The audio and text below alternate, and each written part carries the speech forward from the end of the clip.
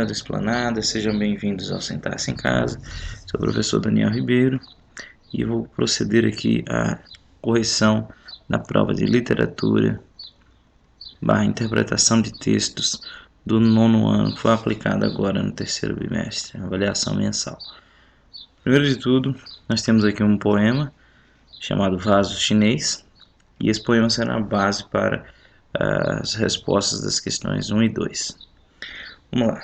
Estranho mimo aquele vaso, viu, casualmente, uma vez de um perfumado contador, sobre o mármore luzidio.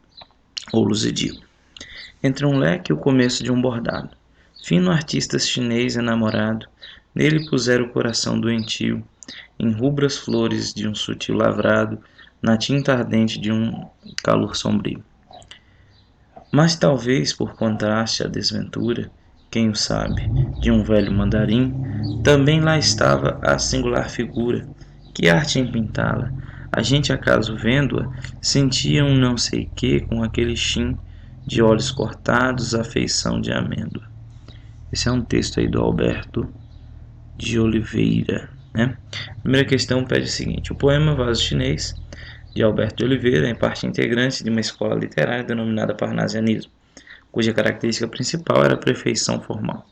Portanto, escreva em um breve parágrafo quais são as características formais presentes no referido poema que permitem classificá-lo como um soneto. Só lembrando, soneto, um poema de forma fixa, composto por... Deixa eu escrever aqui.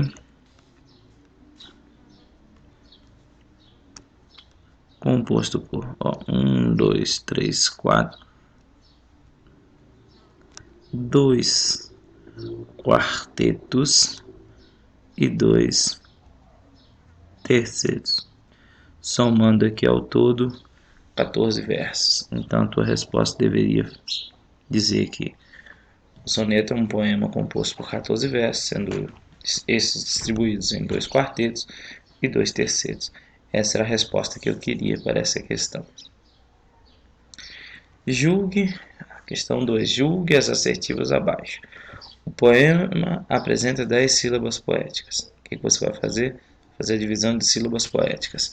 Conforme eu tinha falado antes, ela é parecida com a divisão gramatical, mas você tem que juntar aí as vogais final de uma palavra e a vogal inicial de outra em uma sílaba só. Essa é a diferença básica que nós temos. Às vezes a gente junta um ditongo, às vezes não. Essas são as diferenças básicas. Mas vamos lá. Estranho mimoar, aqui ó, terminou em vogal, começou a palavra seguinte em vogal, a gente coloca numa mesma sílaba. Aquele, que o L tá para cá, tá? Vaso, vi. E aí a gente conta até a última sílaba tônica da palavra. Então vamos lá. 1, 2, 3, 4, 5, 6, 7, 8, 9, 10 sílabas poéticas. Então, o poema apresenta 10 sílabas poéticas, tá certo? Os versos do poema não constituem métrica regular, errado, porque se ele apresenta 10 sílabas poéticas, ele é um soneto, então ele é forma fixa, todos os outros versos vão dar 10 sílabas poéticas também. Você já diz que a métrica dele é regular. E a questão e a alternativa diz que ele não possui métrica regular, então ela está errada. As rimas dos quartetos são alternadas. Vamos dar uma observada. Vamos lá. Vio terminou com io, primeira terminação, letra A. Segunda terminação, ado, letra B. Io rima com vio, letra A. Ado, de bordado, rima com perfumado, então letra B. A, B, rima alternada.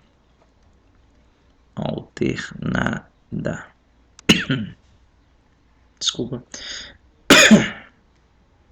Rima alternada. Então, as rimas dos quartetos são alternadas. Então, vamos ver o segundo quarteto. Ado, B, io, A. Ado, B, io, A. Também são alternadas. Então, marca certo para ele. Os versos são brancos. O verso branco é aquele que não tem rima. Se eu estou dizendo que as rimas são alternadas, é porque tem rima, então está errado. No primeiro quarteto, temos respectivamente uma rima preciosa e uma rima rica. Vamos ver. Opa! Pronome oblíquo átono sendo utilizado de forma enclítica para rimar aqui, nesse caso, com um adjetivo. Então, nós temos uma rima preciosa. A rima A é preciosa. Preciosa. Vamos ver a rima B. De um perfumado contador. Perfumado, nesse caso aqui, é adjetivo, rimando com bordado, que é um substantivo. Então, rima rica. Rima preciosa e rima rica. No primeiro quarteto, temos, respectivamente, uma rima preciosa e uma rima rica. Certo. Então, você deveria ter marcado a letra D. Certo, errado, certo, errado, certo. Questão 3. 7 anos de pastor, Jacó servia Labão, pai de Raquel, serrana bela. Mas não servia ao pai, servia a ela, e a ela só por prêmio pretendia.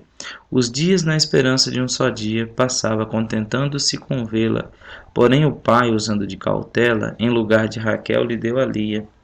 Vendo o triste pastor que com enganos assim lhe era negada a sua pastora, como se não a tivera merecida, começou a servir outros 7 anos, dizendo: mais servira se não fora para tão longo amor, tão curta a vida. Poema aí do Camões. Sonetinho do Camões. Escreva um parágrafo analisando as rimas presentes no soneto camoniano quanto à posição e quanto à qualidade. Vamos lá. Ia é a primeira terminação, letra A. Bela, terminação ela, é a segunda, letra B. Ela, letra B. Ia, letra A. Ia, A. Ela, B. Ela, B. Ia, A. Anos, próxima terminação C. Ora, letra D. Ida, letra E. Anos, C. Ora, D. Ida, E. Então vamos lá. Quanto à posição no primeiro quarteto, no primeiro e segundo quarteto, nós temos rimas interpoladas. Interpoladas. Nos tercetos, nós temos rimas mistas. Então, quanto à posição, nos quartetos temos rimas interpoladas e nos tercetos temos rimas mistas. Isso quanto à posição. Agora vejamos quanto à qualidade. Servia e pretendia, nós temos dois verbos, então rima pobre. Bela e ela, bela é adjetivo, ela pronome substantivo, então rima rica. No primeiro quarteto, vamos lá. Primeiro quarteto, a rima A é pobre e a rima B é rica. No segundo quarteto, nós temos a rima A agora. Dia, rimando com lia, também rima pobre. Dia substantivo, lia substantivo. Rima B, vê-la, rimando com cautela. Vê-la, eu tenho o uso do pronome oblíquo átono, rimando aqui com substantivo, rima preciosa. Então, segundo quarteto, 2Q aqui, a rima A, a rima pobre, B, rima preciosa. E agora vejamos nos terceiros. Enganos, rimando com anos, são dois substantivos, rima pobre. D, pastora, rimando com fora, eu tenho pastora substantivo e fora verbo. Então, duas classes diferentes, rima rica em D. E na letra E, nós temos merecida, que é vai funcionar como substantivo, e vida, que também é um substantivo. Então, rima pobre por serem da mesma classe gramatical. Agora vamos à questão 4. A questão 4 tem dois poemas, tá? e pede para a gente fazer o seguinte, pede para a gente fazer uma comparação entre esses dois poemas. Ó. Marque a alternativa que traz corretamente a semelhança entre os poemas acima. E nós vamos ver o seguinte. O primeiro poema se chama Catar Feijão, ele é do João Cabral de Melo Neto. E ele diz assim: Catar feijão se limita com escrever. Joga-se os grãos na água do alguidar e as palavras na folha de papel. E depois joga-se fora o que boiar. Certo, toda palavra boiará no papel, água congelada por chumbo seu verbo. Pois catar esse feijão, soprar nele e jogar fora o leve oco, palha e eco. Ora, nesse catar feijão entra um risco, o de que entre os grãos pesados, entre um grão qualquer, pedra ou indigesto, um grão imastigável de quebrar dente. Certo não, quando ao catar palavras, a pedra dá à frase seu grão mais vivo, obstrui a leitura fluviante, flutual, assula a atenção, isca como risco. Então aqui é um poema metalinguístico que está falando sobre o fazer poético. Fazer poético. Metáfora é um texto do Gilberto Gil. E ele diz assim: uma lata existe para conter algo, mas quando o poeta diz lata, pode estar querendo dizer o incontível. Uma meta existe para ser um alvo, mas quando o poeta diz meta, pode estar querendo dizer o inatingível.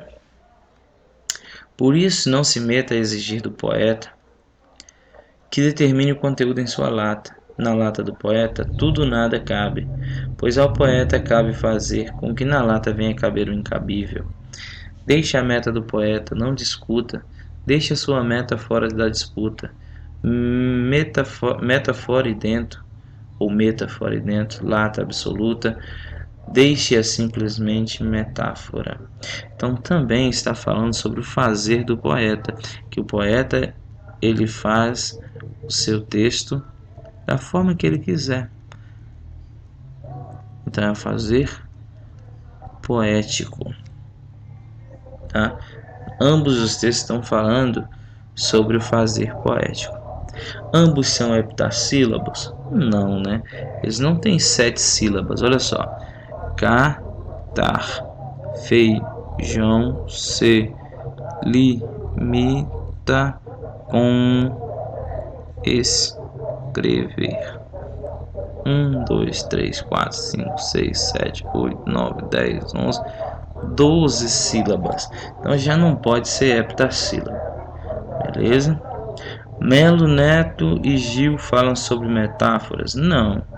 O Cabral de Melo Neto ele usa de metáforas, mas ele não fala sobre metáforas. Então já não poderia ser marcada essa alternativa. D. Os poetas fazem uso de rimas raras e preciosas? Olha só. Escrever com alguidar, com papel, boiar, papel. Aqui nós não temos rima, né? Verbo não rima com eco, nele não rima com ninguém, escrever também não. Então assim, não faz uso de rima. É um verso branco. Tá? Ambos são sonetos? Claro que não, né? Soneto é 2 quartetos e 2 tercitos. Olha só, 1, 2, 3, 4, 5, 6, 7, 8. Já não é quarteto. Aqui 1, 2, 3, não é quarteto. Então não é um soneto, tá ok? Marcaria a letra B e aí o gabarito é certo. Então, espero que todos tenham conseguido gabaritar essa prova. Forte abraço, até a próxima.